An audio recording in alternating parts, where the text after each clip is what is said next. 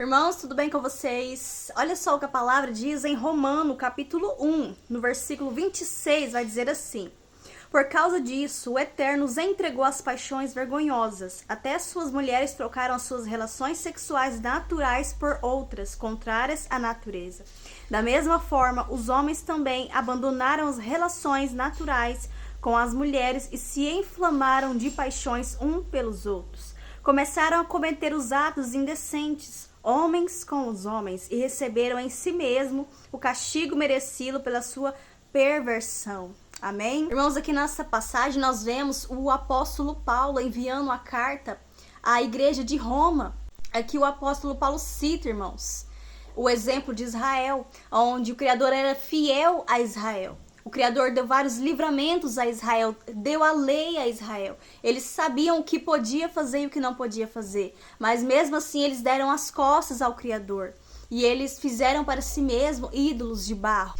E aqui, irmãos, nessa passagem, o apóstolo Paulo também cita sobre a relação sexual antinatural. Aqui ele fala que os homens, eles sentiam paixões uns pelos outros. Eles trocaram a relação natural do homem com a mulher para uma relação antinatural. E em Gênesis 18, 20, irmãos, nós vemos que o Criador, ele vai ali e passa a Abraão que ele iria destruir Sodoma e Gomorra, onde o sobrinho de Abraão, que é Ló, estava morando. E que o Criador iria destruir aquela cidade, porque as acusações, o pecado daquele povo tinha subido às narinas do Criador. E justamente, irmãos, naquela cidade o povo era perverso e eles praticavam esse ato sexual. E em Gênesis 18, 4, também a gente vai ver que ali o Eterno, ele envia os anjos até a casa de Ló para avisar Ló para sair de lá com a família, porque o Criador iria mandar fogo, enxofre sobre aquela cidade e iria acabar com tudo. Iria matar aquele povo, porque o coração deles era perverso. Eles não pensavam em se arrepender. Então eles seriam destruídos pela perversidade, por esse ato vergonhoso que o Eterno reprova. E ali nós vemos, irmãos, que os anjos, eles entram lá na casa de Ló. Ló os trata bem. E ali o pessoal, as pessoas, os homens também lá daquela cidade de Sodoma e Gomorra, eles veem os anjos entrando e eles se interessam pelos anjos. E aí ele vai e bate a porta na casa de Ló. E ele manda que Ló levasse aqueles anjos até para fora, para que eles pudessem ter relações sexuais com os anjos. Para vocês verem, irmãos, como era forte o pecado daquele povo. E a ira do Eterno estava sobre aquela cidade. Nós vemos a ira do Criador contra essas práticas, porque se o Criador aprovasse essas práticas sexual, antinatural, homem com homem, mulher com mulher, pessoas, até mesmo pessoas com animais, é difícil de acreditar, mas existem pessoas que têm a capacidade de cometer esse ato. Porque nós sabemos que a nossa luta, as coisas que acontecem não é de forma natural. Tudo tem um espírito, um demônio envolvido no meio. E eu vejo, irmãos, a gente vê que isso hoje em dia está se tornando natural. Está se tornando antibíblico. A verdade está sendo lançada por terra. As pessoas estão abandonando a verdade para seguir o seu coração, as suas próprias paixões, os seus próprios desejos.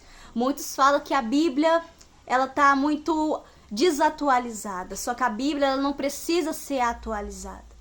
Porque nesse primeiro versículo que a gente lê, irmãos, ali onde o apóstolo Paulo ele envia uma carta até Roma, à igreja de Roma. Ali nós vemos que já irmãos, no Novo Testamento. Na nova aliança, o próprio apóstolo Paulo reprova essas práticas. Ali ele leva uma acusação sobre aqueles que praticam essas práticas, aqueles que abandonam a verdade para seguir suas próprias paixões. E a verdade, irmãos, ela ainda tem que ser dita, porque o errado é errado, o certo é o certo. A Bíblia ela não muda, porque para viver o evangelho, irmãos, precisa ter renúncia. Aquele que quiser vir até mim, negue-se a si mesmo, tome a sua cruz e siga-me. Porque, irmãos, o que adianta a gente ganhar o mundo inteiro e perder a nossa alma? O que adianta a gente viver pelas nossas próprias paixões e perder a nossa alma? A Bíblia fala, se sua mão te faz pecar, arranque-a, pois é melhor entrar no reino dos céus sem uma mão do que entrar com as duas no inferno. E a Bíblia também nos fala, irmãos, para nós fugirmos da aparência do mal. E em Mateus 5,17, irmãos, vai nos dizer, o próprio Messias nos diz: não pense que vim abolir a lei e os profetas, não vim abolir, mas vim cumprir.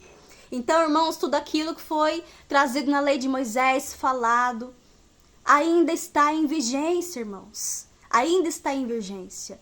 O Antigo Testamento, a lei de Moisés, ainda serve para essa geração, para esses tempos. Ela não tem que ser descartada, jogada fora, atualizada. Toda a Bíblia, irmãos, de Gênesis a Apocalipse, toda ela é inspirada pelo Eterno. E a Bíblia fala que aquele que tirar nem que seja um traço, uma vírgula, será chamado menor no reino dos céus. Ninguém poderá tirar nem que seja uma vírgula, nem acrescentar nenhum ponto, nenhuma vírgula. Pois a palavra não precisa ser atualizada nem mudada. No último versículo, irmãos, vai dizer: e receberam em si mesmo o castigo merecido pela sua perversão. Aqui o apóstolo Paulo fala que aquele que comete esses atos, não só esse, mas outros também, que está lá no mundão, não se arrepende, né? Não tem uma vida reta diante do Eterno. Eles receberão em si mesmo o castigo merecido pelos atos, porque a Bíblia fala que do Eterno, irmãos, ninguém zomba. Aquilo que o homem plantar é aquilo que ele irá colher.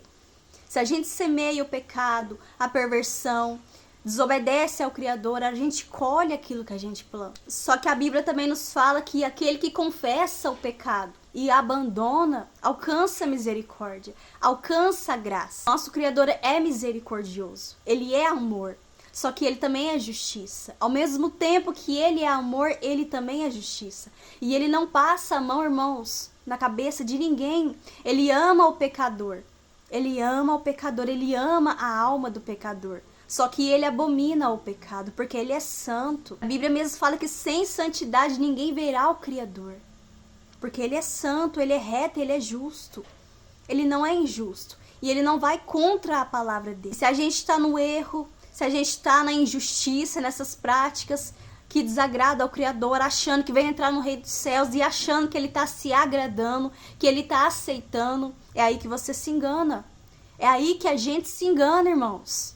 Porque Ele não é injusto. Ele não vai contra a palavra dele. A palavra dele é reta, é direta, é verdadeira. Ele não passa a mão na cabeça de ninguém. Porque o que é errado é errado. O que é pecado é pecado. A fornicação, o adultério, a lascívia, a prostituição, as drogas, a bebida é pecado, irmãos. O roubo, você julgar o próximo, você levantar falsa acusação contra o próximo, é pecado. A idolatria também é pecado. Tudo isso, tudo que a Bíblia expõe a nós, que é pecado, irmãos, porque ela é a verdade. Ela é a boca do nosso Criador. É Ele falando através da Bíblia. É só você analisar o que agrada, o que não agrada a Ele. Porque a palavra é o nosso manual de vida. A Bíblia fala, irmãos, que o Pai, né, Ele corrige aquele a quem Ele ama. E se Ele corrige, se Ele alerta, se Ele disciplina e fala que é pecado, e fala que se não se arrepender vai perder a salvação, vai para o inferno, é porque Ele tem amor à sua alma. Ele tem amor à minha alma. E se Ele disciplina é porque Ele tem amor, é porque Ele ama. Ele não ama as práticas, o pecado, mas Ele ama a alma. Ele ama o pecador. Que hoje a gente possa parar e refletir se essas práticas, se a nossa atitude diante do Eterno tem agradado Ele, ou tem entristecido o Espírito Santo dele. Será como que Ele tem nos visto? Será que Ele tem se agradado? Porque sabemos que o Espírito Santo, Ele é sensível. Ele tem ciúme de nós.